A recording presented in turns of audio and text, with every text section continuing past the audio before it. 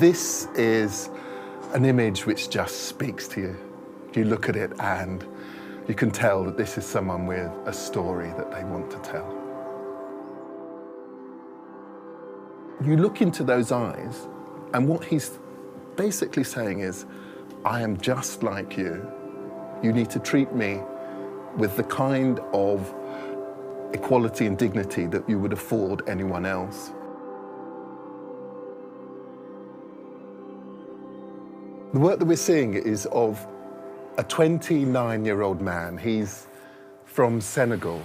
He's arrived in Britain. He had been cast into slavery and has managed to broker his freedom. But he doesn't have that searing anger. He just looks out at you in a sort of dignified but somehow imploring way. And his eyes are the thing that really haunt you, that stay with you.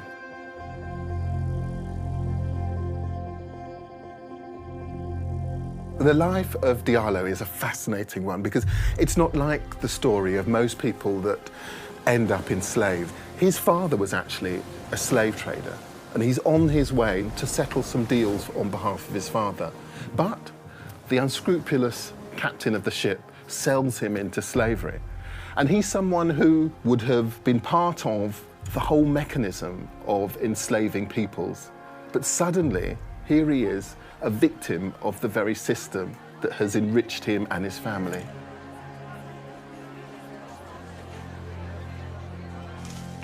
He survives on an American plantation for about 2 years, and a chap called Thomas Blewett befriends him, and Diallo travels to Britain. He becomes the personification of the anti-slavery movement. And even though he's someone whose family has made a fortune from slavery, he becomes this incredible argument against it.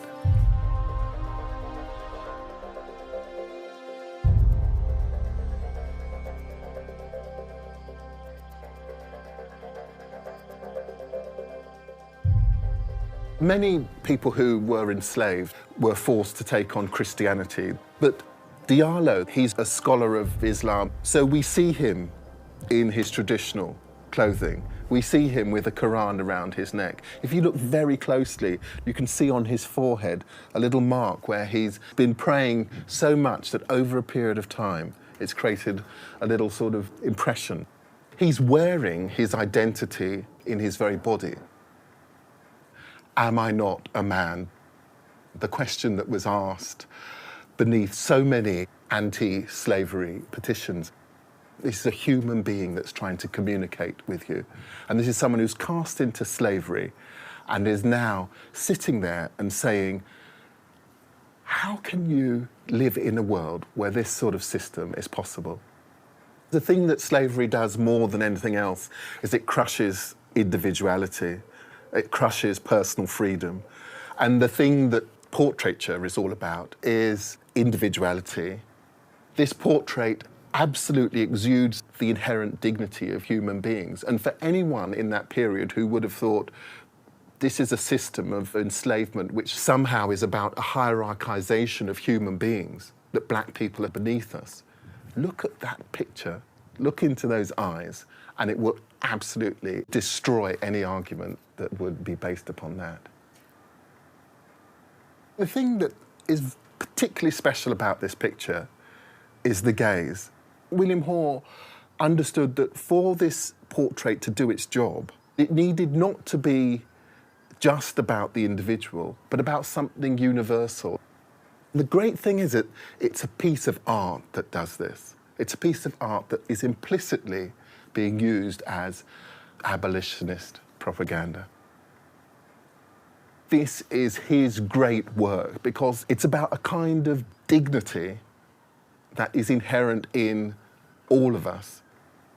It becomes something which speaks to the viewer.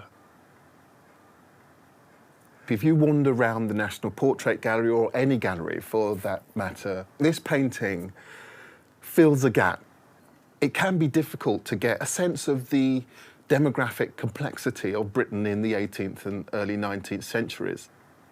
There were many thousands of people of African descent living and working in Britain. And that bit of our history, it's not been wiped away for good because it's still there in the backs of pictures, in the backs of Hogarths, you'll see the odd figure.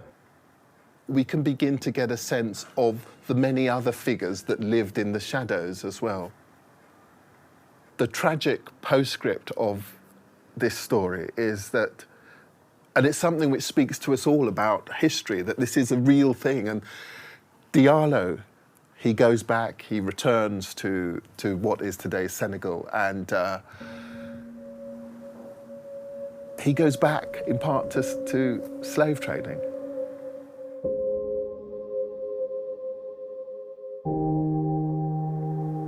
This was something which was just so thoroughly woven through the warp and weft of that period, and a sense of acceptance of it being the underpinning basis of economies. It tells you something about the time. It tells a chapter of British history which is difficult and complex and appalling. It's something that we mustn't forget.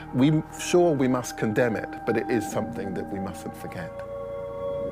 I would love it if this can find a permanent place in the National Portrait Gallery.